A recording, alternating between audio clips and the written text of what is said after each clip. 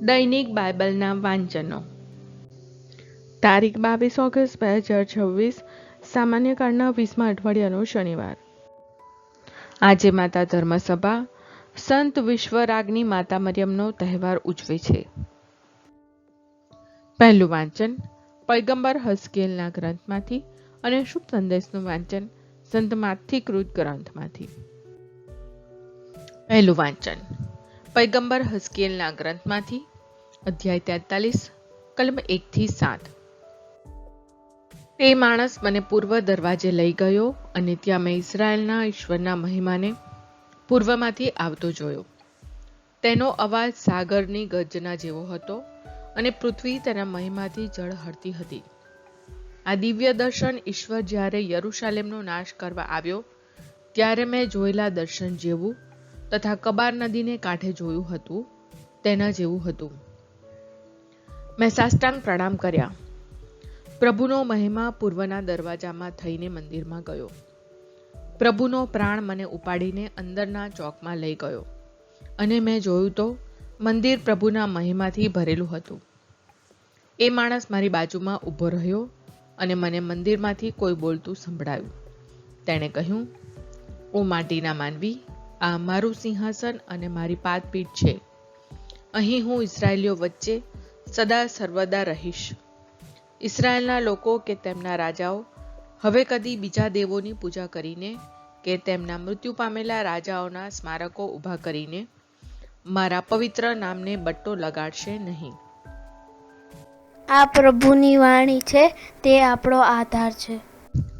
શુભ સંદેશનું વાંચન સંત માથી કૃત ગ્રંથમાંથી, અધ્યાય 23, કલમ 1-12. પછી ઈસુએ લોકોને અને પોતાના શિષ્યોને ઉદ્દેશીને કહ્યું, શાસ્ત્રીઓ અને ફરોશીઓ મોશેના આસન ઉપર બેઠા છે, એટલે એ લોકો કહે તે પ્રમાણે તમે કરજો અને ચાલજો, પણ એ લોકો કરે તે પ્રમાણે કરશો નહીં, કારણ એ લોકો કહે છે કંઈ અને કરે છે કંઈ. તેઓ તો કમર તોડી નાખે એવા બોજાની ગાંસડીઓ બાંધી બીજાની ખાંદ ઉપર લાદે છે, પણ એ ઉઠાવવા માટે પોતે એક આંગળી સુદ્ધા હલાવવા તૈયાર નથી. તેઓ જે કાંઈ કરે છે તે દેખાડા માટે કરે છે. તેઓ શાસ્ત્ર વચનોના મોટા મોટા તાવીજો રાખે છે અને વસ્ત્રોની ઝૂલ પણ મોટી મોટી રાખે છે. ભોજન સમારંભોમાં, મુખ્ય સ્થાન અને સભાગૃહોમાં આગલી બેઠક તેમને ગમે છે. રસ્તે ઘાટે લોકો વંદન કરે અને ગુરુજી ગુરુજી કહે એવું તેઓ ઈચ્છે છે. પણ તમે પોતાને ગુરુજી કહેવડાવશો નહીં, કારણ તમારે એક જ ગુરુ છે અને તમે બધા ભાઈઓ છો. પૃથ્વી ઉપરના કોઈ પણ માણસને પિતા કહેશો નહીં, કારણ તમારે એક જ પિતા છે અને તે પરમપિતા. તેમ તમે પોતાને આચાર્ય પણ કહેવડાવશો નહીં, કારણ તમારે એક જ આચાર્ય છે અને તે ખ્રિસ્ત. તમારામાં જે સૌથી મોટો હોય તે તમારો સેવક હોય. કારણ જે કોઈ પોતાને મોટો કરશે તેને નાનો કરવામાં આવશે, અને જે કોઈ પોતાને નાનો કરશે તેને મોટો કરવામાં આવશે.